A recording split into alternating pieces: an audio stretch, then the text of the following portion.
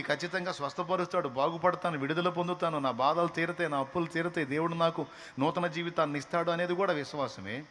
నీ దరిద్రం కాకపోతే నువ్వు అలా అనుకునేది ఏదో ఇలా అనుకో. ఏమయ్యా, అవునా కాదా? ఏదైనా అనుకోవటమేగా. నువ్వు అలా ఎందుకు అనుకుంటున్నావు అబ్బాయి? సైతానుగడ ఆలోచన. నువ్వు వాడికి ఎందుకు అవకాశం ఇస్తున్నావు? నేను ఎందుకు ఇంతసేటు కొట్టుకొని చెప్తున్నాను తెలుసా? ఇన్ని మాటలు ఏంటా కూడా చేస్తున్నారు, అందుకని చెబుతున్నా. ఇంతసేటు గొంతు దించుకొని మొత్తుకొని ఇంత ధైర్యం చెప్పి ఇన్ని రకాలుగా చెప్తున్నా కూడా ఎక్కడో చోట ఏదో ఒక వార్త వస్తానే ఉంది, సచ్చారని. కడుపులో మండిపోతుంది, వాళ్ళని మళ్ళీ బతికించి 4 బాధాలనిపిస్తుంది. నేనేం చెప్పాను, ఎందుకు ఇట్లా చేశామని. అందుకు శాలేమన్న ఎందుకు ఇట్లా చెప్తాడు, ఈ విషయాలు ఎందుకు చెప్తాడంటే మైండ్ పోయి కాదు, లేకపోతే వేరే సబ్జెక్ట్ లేక కాదు.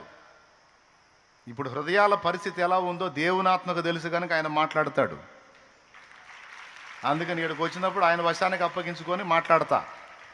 లేకపోతే ఏదో సబ్జెక్ట్ చెప్పుకొని మమ అనిపించుకొని పోవచ్చు, అబ్బాయి పండితుడు అనిపించుకొని. నా పాండిత్యం ఉడుకు కావాలి, చచ్చేవాడు బతకాలి,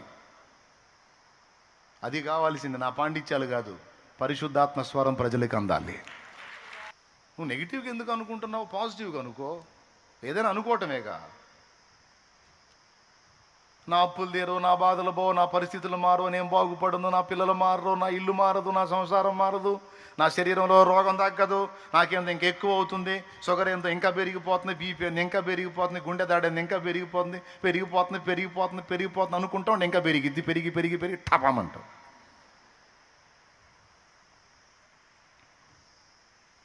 షుగర్ పోయిద్ది, బీపీ పోయిద్ది, గుండె దడ పోయిద్ది, ఆయాసం పోయిద్ది, అన్నీ బాగుపడతాయి. సమస్తాన్ని నూతనపరచగల నా దేవుడు నాకు తోడై ఉన్నాడు.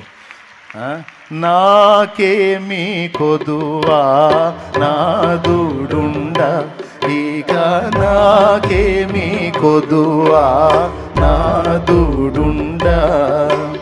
శ్రీకరుండగు దేవుడే నా శ్రేష్ఠ పాలకుడు, నా ఏకరక్షకుడు, గనుక నాకేమీ కొదువా నాదుడుండ, ఇక నాకేమీ కొదువా నాదుడుండ.